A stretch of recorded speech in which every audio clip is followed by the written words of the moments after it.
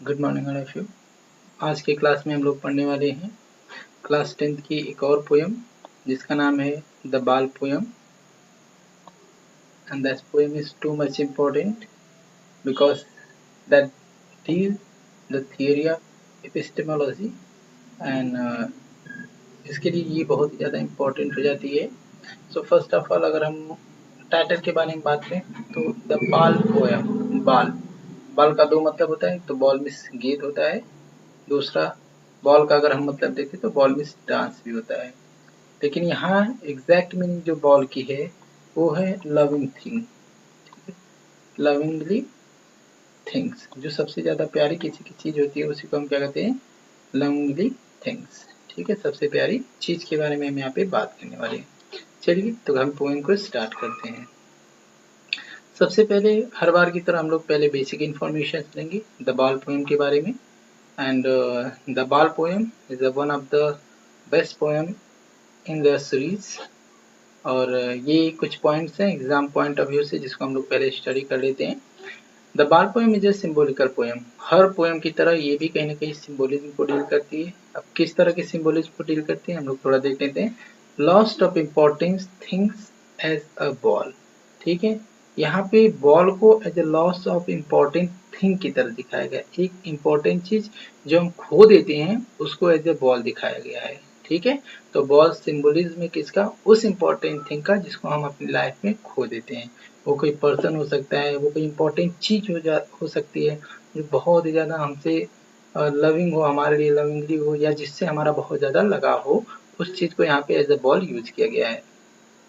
Second point, the poem shows conditions of a people's at the depression time. Mean ये जो poem है कहीं ना कहीं आदमियों की वो कंडीशन को दिखाता है कि कैसे एक आदमी डिप्रेशन में जब वो परेशान होता है, डिस्परेट होता है, टेंशन में होता है, तो उसकी कंडीशन क्या होती है। उसको कोई भी कुछ भी क्यों ना समझाए, उस टाइम में उसको कोई भी चीज़ समझ में नहीं आती। बस वो एक उसी बात को लेके किस तरीके से बैठ जाता है, या उसी एक छोटी सी बात को कितना इम्पोर्टेंस देता है, ये भी चीज़ ये पोएम कहीं ना कहीं हमारे सामने रखती है। And third point is the theory of epistemology. That one is the very good point from the side of this poem कि ये theory of epistemology को डील करती है। अगर हम epistemology की बात करें तो epistemology कह सकते हैं it is a process, scientific process, जिसमें हम क्या करते हैं, सेल्फ लर्निंग करते हैं। खुद से हम चीज़ों को क्या करते हैं, सीखते हैं। जैसे अपनी गलती से कभी कभी हम सीखते हैं, कुछ हम करते हैं वो गलत हो जाता है तो हमें पता चलता है कि नहीं, हमको ये नहीं करना चाहिए। तो ये जो थियरी होती है वो एपिस्टेमोलॉजी होती है। ये किसी के कहने से कोई नहीं सीख सकता है, ये लोग खुद से ही सीखते हैं। तो यहाँ पे इस पोएम में कहीं ना कहीं थियरी ऑफ एपिस्टेमोलॉजी को भी डील कराया गया है। Next is the philosophical poem. ये जो पोएम है कहीं ना कहीं फिलोसफी को भी डील करती है, because give some knowledge related to the life. अब एक पॉइंट देख लीजिए, लाइफ, जो भी पोएम लाइफ से रिलेटेड कुछ भी अगर आपको नॉलेज देती है और अवेयरनेस करती है, सोशल अवेयरनेस आपके अंदर जगाती है, तो उसको हम लोग फिलोसफिकल पोएम कहते हैं। ये भी पोएम समाज के एक पहलू को दिखाती है या लाइफ के एक पहलू को दिखाती है कि लाइफ में सबको कभी न कभी अपनी एक इम्पोर्टेंस थिंग को खोना पड़ता है। वो हमारे सबसे लविंग पीपल्स हो सकते हैं, सबसे लविंग थिंग हो सकती है, तो उसको एक न एक दिन खोना होता है।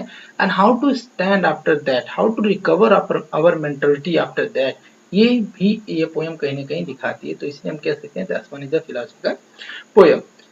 फिफ्थ पॉइंट है the condition of the boys. ये एक बच्चे की पोएम है, तो ये बॉय की कंडीशन को डील करती है कि विदाउट बॉल, ठीक है, कि बिना बॉल का वो कैसा है। मीन लाइफ में जब कोई इंपॉर्टेंट चीज किसी आदमी के लिए, देखिए दुनिया में सारी चीजें इंपॉर्टेंस रखती हैं, लेकिन कभी कभी हमें ऐसा लगता है कि कोई चीज बहुत ज्यादा इंपॉर्टेंस है और जब वो खो जाती है तो हमें लगता है कि लाइफ में अब कुछ बचा ही नहीं है। लेकिन वास्तव में ऐसा नहीं होता है, वास्तव में बहुत सारे ऑप्शंस होते हैं हमारे पास। तो ये पोएम कहीं ना कहीं ये भी डील करती है कि उस बॉयज की कंडीशन क्या होगी जो अपने बॉल को खो चुका है। And next, that is showing the quality of the modern world. ये आधुनिक दुनिया को, मॉडर्न वर्ल्ड की क्वालिटीज को भी कहीं ना कहीं दिखाती है कि ये पूरी दुनिया, द वर्ल्ड ऑफ पोजिशन, यहाँ पे दिखाया गया है कि द वर्ल्ड ऑफ पोजिशन, ठीक है, द वर्ल्ड ऑफ पोजिशन, ठीक है, कि मतलबी दुनिया के बारे में दिखाया गया है। द वर्ल्ड ऑफ पोजिशन में मतलबी दुनिया। ये पोएम कहीं ना कहीं दुनिया को दिखाती है कि दुनिया कितनी मतलबी है।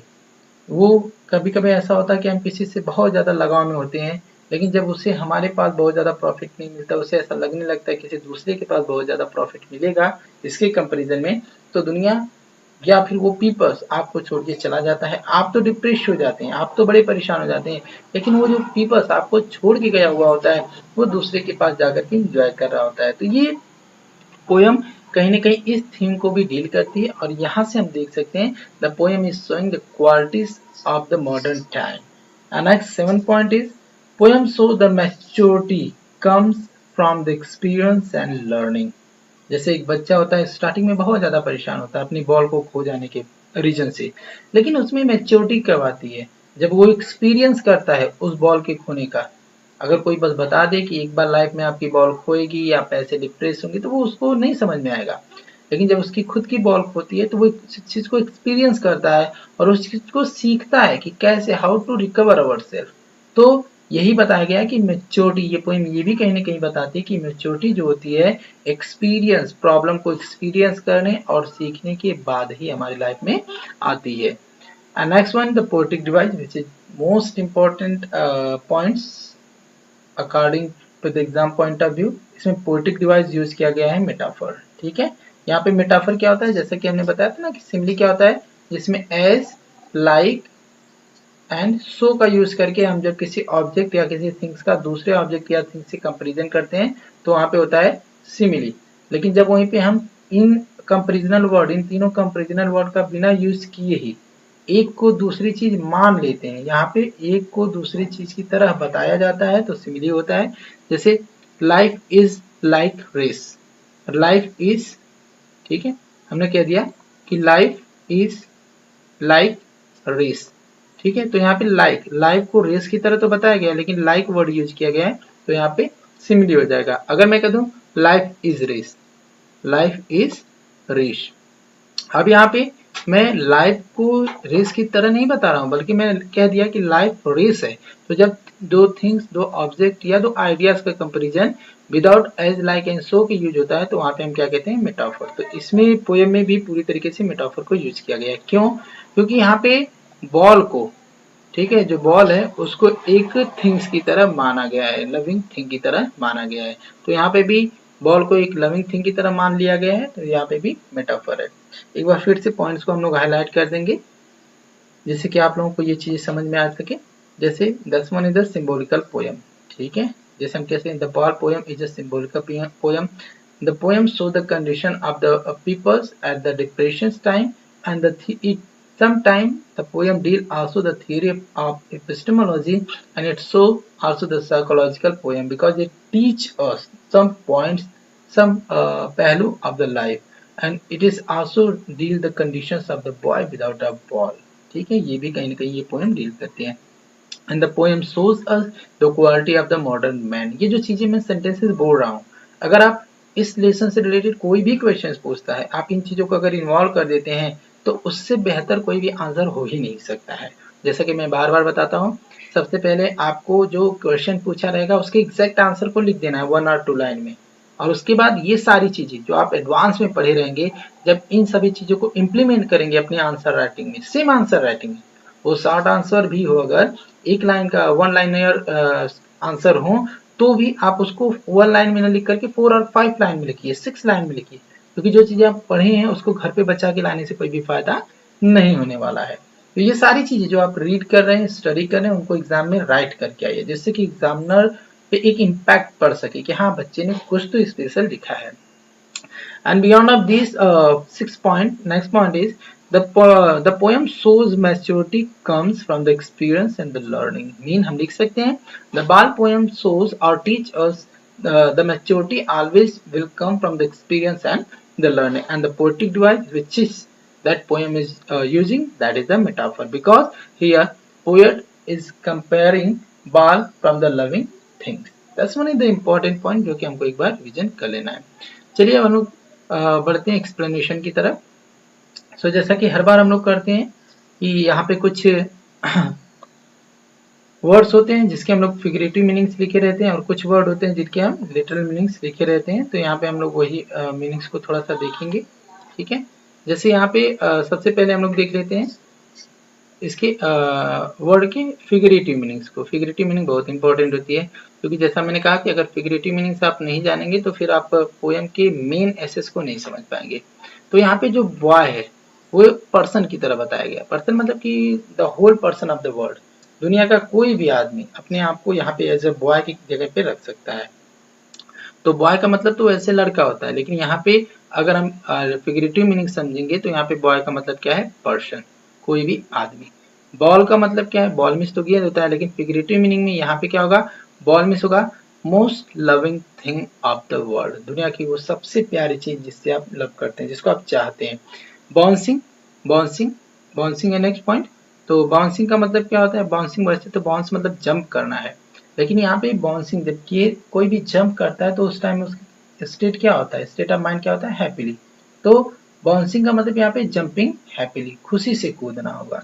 एंड वाटर, ठीक है, वाटर मिस वैसे तो वाटर मिस लिक्विड होता है, पानी होता है, लेकिन यहाँ पे वाटर का मतलब अदर पीपल्स, ठीक है। जैसे बॉल होती है वो दूसरे के पानी में चली जाती है, मीन दूसरे के साथ चली जाती है, तो उस कंडीशन में वो वहां पे जाकर के तो खुश रहती है, लेकिन वो पर्सन जिसकी बॉल खोई रहती है वो अभी क्या होता है, बहुत ही सैड होता है। बॉल तो वाटर के साथ में मतलब दूसरे के साथ में जाकर के खुश थी, लेकिन यहाँ पे जो पर्सन होता है वो उस बॉल के खोने पे काफी ज्यादा सैड होता है। तो यहाँ पे वाटर का मतलब other peoples.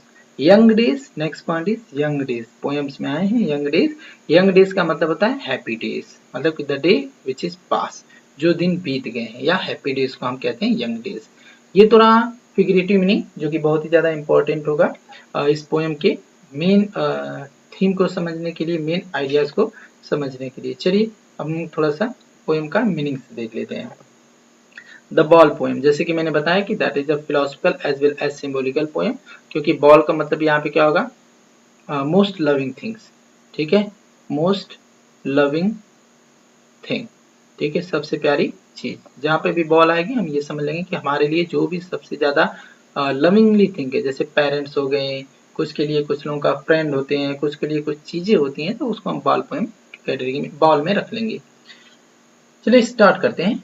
What is the boy now, यहाँ पे एक सिंपल सी लाइन के बाद कॉमा दिया गया है कि what is the boy now, वो बच्चा अब क्या है।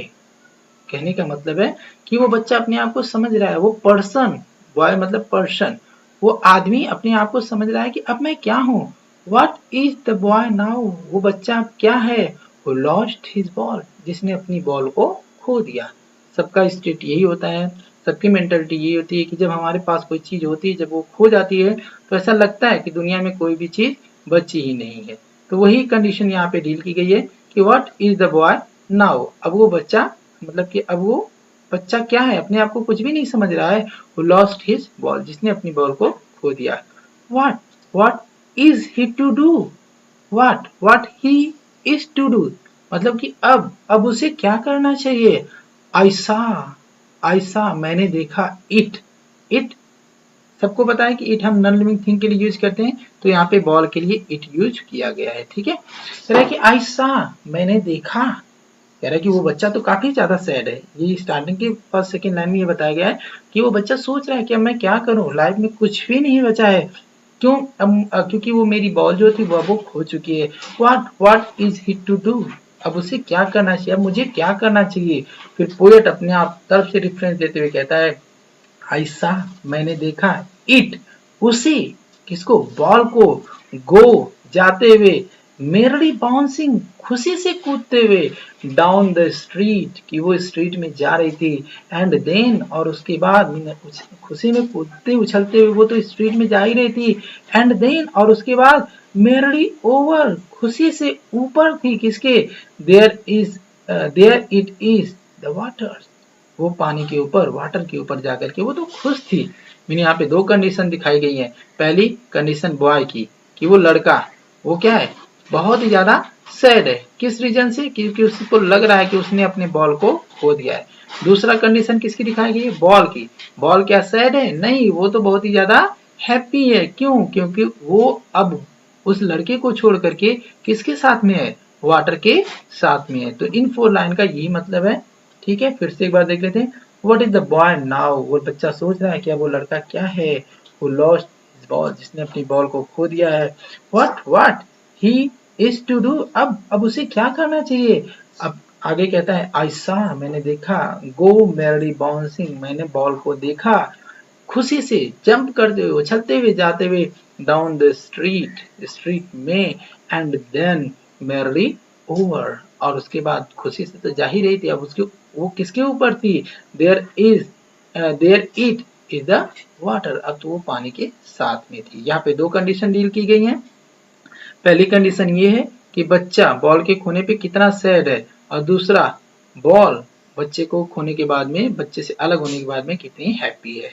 नेक्स्ट, नो यूज टू से, कोई भी फायदा नहीं होगा ये कहकर, oh there are the another ball, poet कहता है कि अगर मैं उस बच्चे से कह भी दूं कि दुनिया में दूसरी भी बॉल है, दूसरे भी लोग हैं, वही आदमी जो तुम्हें छोड़ के गया है वही इंपॉर्टेंस नहीं है, तो वो कहता है नो यूज टू से, इसका कोई भी फायदा नहीं होगा। कि अगर मैं उससे कहूं oh there is the another ball, कि दूसरी भी दुनिया में बॉल है, an ultimate seeking grief fix the boy, अब यहाँ से सेंस क्या होता है, चेंज होता है। यहाँ पे एक सेंस खत्म हुआ है, एक सीन खत्म हुआ है, दूसरा यहाँ पे सीन खत्म हो गया है। ठीक है, अब पहले में तो हो गया कि उसने बताया कि बॉय बहुत ही सैड है बॉल के खोने पे, बट बॉय को खोने पे बहुत ही ज्यादा हैप्पी है, क्योंकि उसको वाटर मिल गया, उसके साथ में वो है। वो पोएट ये भी बताता है कि अगर मैं बच्चे से ये कहता हूँ कि दूसरे भी बॉल्स हैं दुनिया में, तो उसका कोई भी मतलब नहीं निकलेगा। दूसरा सेंस कहता है कि an ultimate seeking grief fix the boy, grief मतलब पेन, दर्द, दुख, एक अचानक सा जो दुख होता है वो सेकिंग हिला देता है बच्चे को, अंदर से हिला देता है, एंड फिक्स द बॉय, और बच्चा क्या होता है, फिक्स हो जाता है, जम जाता है। एक ऐसा दर्द आता है कि वो बच्चा पूरा वहीं पे फिक्स हो जाता है, जम जाता है, खड़ा का खड़ा ही रह जाता है। एज ही स्टैंड, लेकिन जैसे वो खड़ा होना चाहता है, जैसे वो खड़ा होना चाहता है, रिगिड ट्रेम्बलिंग, रिगिड का मतलब देखिए यहाँ पे स्टैंड रिगिड, ठीक है, स्टैंड रिगिड का मतलब होता है हार्डली स्टैंड, मुश्किल से खड़ा हो पाना। कह रहा है कि ऐसे स्टैंड, जैसे वो खड़ा होना चाहता है, स्टैंड रिगिड, वो बड़े मुश्किल से खड़ा हो पाता है, मतलब कि उसके अंदर थोड़ी भी पावर ही नहीं है, वो अपनी पावर को पूरी तरीके से वेस्ट कर चुका है उस बॉल के बारे में सोच सोच करके। तो कह रहा है कि एज स्टैंड रिगिड, जैसे वो खड़ा होना चाहता है, स्टैंड रिगिड, वो बड़े हार्डली खड़ा होता है, ट्रेम्बलिंग, वो कांपता है, एंड स्टेयरिंग डाउन, वो नीचे की तरफ देखता है। नीचे देखना mean that is the symbol for the sadness, वो दिखा रहे हैं पूरे लाइन में कि स्टेयरिंग डाउन, वो नीचे की तरफ देखता रहता है, मीन बहुत ही ज्यादा सैड होता है। ऑल हिज यंग डेज, ठीक है, young days mean that day which is past, वो सारे दिन जो कि उसने उस बॉल के साथ में बिताए थे, सारे हैप्पी डेज वो अब उसको याद कर रहा है।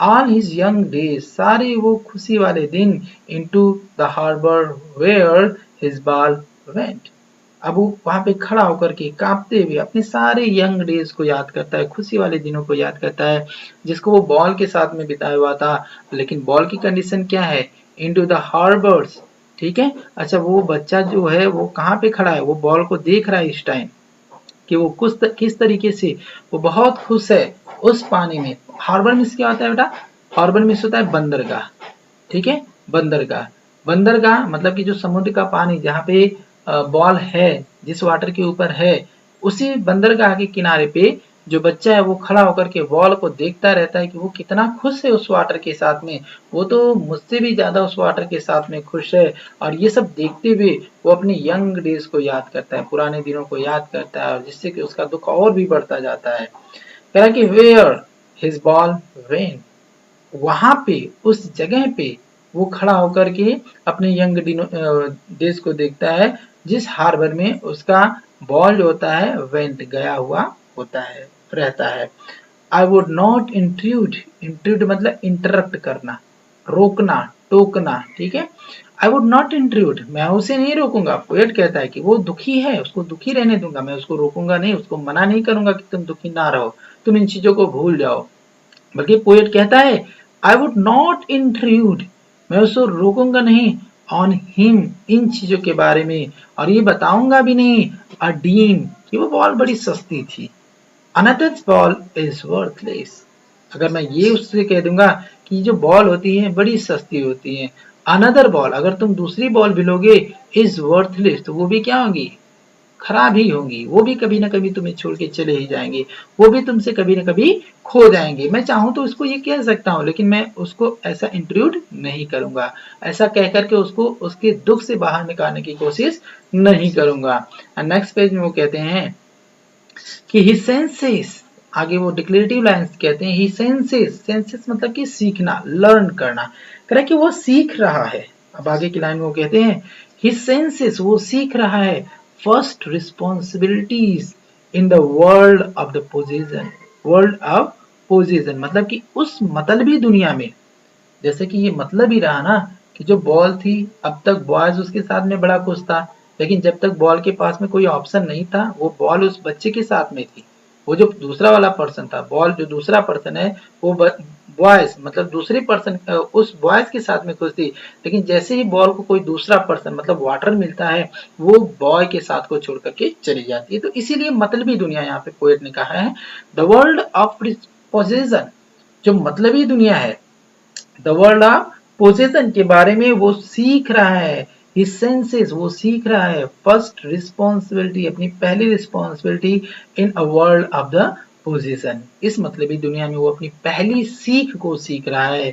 और कहते हैं कि peoples will take balls, balls will be lost always little boys, वो कहते हैं कि हर बार ये उसको, अब वो बच्चा सीख रहा है कि पीपल्स विल टेक बॉल्स, वो उसको देंगे बॉल्स को, और बॉल्स विल लॉस्ट ऑलवेज, और बॉल हर बार क्या होगी, खो जाएगी। जैसे इस बार बॉल खोई है, वो सोचेंगे कि नेक्स्ट बॉल अगर मैं लाऊं वो नहीं खोएगी, तो ऐसा भी नहीं होने वाला है। लाइफ में हर बार जो बॉल होगी, कितनी भी बॉल आप खरीद के लाओ, कितने भी इंपॉर्टेंट पर्सन आप लाओ, कितनी भी इंपॉर्टेंट चीजें लाओ, वो इसका एक न एक एंड ऑफ पीरियड्स होता है, तो वो बॉल भी क्या होगी, खो जाएगी। एंड लिटिल बॉय, ऐसा वो लिटिल बॉय से कहते हैं। एंड कहते हैं and no one buy ball back, और कह रहे हैं कि नई बॉल तो ठीक है, नई बॉल जितनी भी लाओगे वो खो ही जाएंगी, लेकिन इसका मतलब ये नहीं कि पुरानी वाली बॉल को आप फिर से वापस पा सको, ऐसा भी पॉसिबल नहीं है। कह रहा है कि no one buy a ball, B U Y होगा, B U Y, a ball back, कह रहे हैं कि वापस से कोई उसी बॉल को, जो बॉल खो चुकी है, उसको भी नहीं पा सकता है। मीन नई वाली बॉल खरीद के लाओगे तो उसको भी खो जाना है, और अगर तुम सोच रहे हो अगर नई वाली खो जाएगी तो पुरानी वाली को ही खोज के ला दे, तो ये भी पॉसिबल नहीं होगा, क्योंकि कोई भी कभी खोई हुई चीज को वापस नहीं पा सकता है। गुड, क्योंकि ऐसा माना जाता है कि अगर कोई पर्सन कहीं खो गया, तो अगर वो वापस आपके पास लौट के आ रहा है तो वो मतलब से आया होगा, वो अपने मन से नहीं आया होगा, वो अपने मतलब से आएगा। तो इनडायरेक्टली यहाँ पे पोएट बताना चाहते हैं कि अगर कोई पर्सन खोने के बाद दोबारा से आपके पास वापस आता है, तो वो भी समझ लीजिए आपके पास वापस नहीं आया है, कुछ समय आपके साथ में रहेगा, अपने मतलब को फिर से सेटअप करेगा और उसके बाद वहां से चला जाएगा। नेक्स्ट लाइन अगर आप देखेंगे तो फुल स्टॉप लाइन के दोनों साइड है, बिना विदाउट ऑफ मीनिंग्स, यहाँ पे पोएट ने बताया है मनी इज एक्सटर्नल, यहाँ पे बताया गया। अच्छा, ये सब बॉल वगैरह जो भी खो रही हैं मॉडर्न टाइम में जरूरत के लिए खो रही हैं, जैसे बॉल की जरूरत अब बॉयज पूरा नहीं कर पा रहा होगा, इसलिए बॉय ने वाटर को चूज किया ना, और यही सारी चीजें क्या है, मनी के रीजन से हो रहा है। Modern world is completely dominated by the money, सब चीजें मनी के रीजन से हो रही है। तो मनी इज एक्सटर्नल डिक्लेयर करता है कि मनी क्या है, एक्सटर्नल चीज है, ये बाहरी चीज है, ये शांति आपको मन से नहीं दे सकती, बस हाँ बाहरी चीजों को आपको फैसिलिटीज प्रोवाइड करा सकती है, इंटरनल हैप्पीनेस मनी नहीं दे सकती है। तो मनी इज एक्सटर्नल। अब देखिए इंटरनल हैप्पीनेस उस बॉल को उस बॉयज के पास में ही मिल रहा था, लेकिन उस बॉल को बॉयज की रियल हैप्पीनेस की नहीं पड़ी थी, बल्कि उसको एक्सटर्नल हैप्पीनेस चाहिए थी, उसकी जरूरतें पूरी होनी चाहिए थी। ही इज लर्निंग, बॉय के बारे में फिर से कहा गया है, ही इज लर्निंग, वो सीख रहा है, well behind his desperate eyes, desperate मतलब कि होपलेस, ठीक है, जो उसकी होपलेस है, जो डरी सहमी सी होपलेस आईज है, उसके पीछे वो ये सीख रहा है, क्या सीख रहा है, ठीक है, द एपिस्टेमोलॉजी, क्या सीख रहा है, द एपिस्टेमोलॉजी ऑफ लॉस, ठीक है, वो खोने की जो प्रोसेस होती है किस तरीके से काम करती है, कैसे लाइफ में कोई आता है फिर वो चला जाता है, फिर किस तरीके से हमें खुद को बैकअप करना चाहिए, इस सेल्फ लर्निंग, एपिस्टेमोलॉजी का मतलब होता है सेल्फ लर्निंग, वो खुद से सीख रहा है किसको, ऑफ लॉस, कि खोना क्या होता है, खोने के बाद आदमी कैसे स्टैंड होता है। और आगे लाइन में लिखा है हाउ टू स्टैंड अप, कि कैसे खड़ा हो, नोइंग, ये जानने के लिए, what every man must one day know. और कह रहा है कि ये बस बॉय की बात नहीं है, सभी आदमी को एक न एक दिन ये सीखना पड़ता है, मस्ट वन डे नो, एक न एक दिन उसको सीखना पड़ता है। एंड मोस्ट, और ज्यादातर लोगों को, नोज मेनी डेज, कह रहा है कि कुछ लोगों को एक आध दिन में समझ में आ जाता है कि हाँ ऐसी बात है, ये होता है, theory of epistemology of lost ये होता है। और कुछ लोगों को यही चीज सीखने में क्या होता है, बहुत ही ज्यादा समय लग जाते हैं, मेनी डेज, बहुत ज्यादा दिन लग जाते हैं। कुछ लोग तो एक ही दिन में समझ जाते हैं कि हाँ दुनिया में जो भी चीजें हैं कभी कभी खो जाएंगी, कितनी भी इंपॉर्टेंस क्यों ना हो आपका साथ एक न एक दिन छोड़ के जरूर जाएंगी। लेकिन कुछ लोग तो एक दिन में सीख जाते हैं, और कुछ लोगों को यही सीखने के लिए बहुत ही ज्यादा समय लग जाता है। क्या सीखने के लिए, हाउ टू स्टैंड, कि हाँ खुद से कैसे खड़े हों। मिस कंडीशन में पढ़ने के बाद, सारी चीजें लॉस करने के बाद, जब हमें लगे कि लाइफ में कुछ भी नहीं है, तो इन सारी चीजों को लॉस करने के बाद कैसे खुद को खड़ा करना है। कुछ लोग इस चीज को एक दिन में सीख जाते हैं, और कुछ लोगों को यही सीखने के लिए बहुत ज्यादा दिन लग जाते हैं। This one is a very important poem, जो कि हम सभी लोगों को पढ़ना चाहिए, क्योंकि हमारे एग्जाम पॉइंट ऑफ व्यू से भी ये बहुत ही ज्यादा इंपॉर्टेंट है। ये सिंबॉलिकल पोएम है, जैसा कि मैंने बताया। तो हम कह सकते हैं कि यहाँ पे बॉल जो है वो पर्सन को डील करती है, सभी पर्सन को, यूनिवर्सल पर्सन को, ठीक है, सॉरी बॉयज जो है, 1 मिनट, ठीक है, तो जो बॉय है, ठीक है, वो सारे के सारे पर्सन, जो दुनिया के जितने भी पर्सन है उनको डील करती है। और वहीं पे जो बॉल है वो लविंग थिंग्स, ठीक है, लविंगली थिंग्स, दुनिया की सबसे ज्यादा जो प्यारी चीज है उसको डील करती है। और कहीं ना कहीं जो वाटर है वो दूसरे पर्सन को डील करता है, ठीक है, दूसरे पर्सन को डील करता है। तो जो बॉय है पहले से तो वो उसके लिए सबसे प्यारी बॉल ही रहती है, लेकिन बॉय के लिए सबसे प्यारा बॉय नहीं रहता है। जो बॉल होती है वो छोड़ करके वाटर के पास चली जाती है, और जो बॉल होता है वो अब भी खुश है वाटर के साथ में, लेकिन बॉल के खोने के रीजन से जो बॉय होता है काफी ज्यादा सैड हो जाता है। ये इसका सेंस रहा। और चलिए क्वेश्चन आंसर के लिए हम लोग नेक्स्ट पार्ट लेके आएंगे। And for the time be just subscribe our channel for the more updates.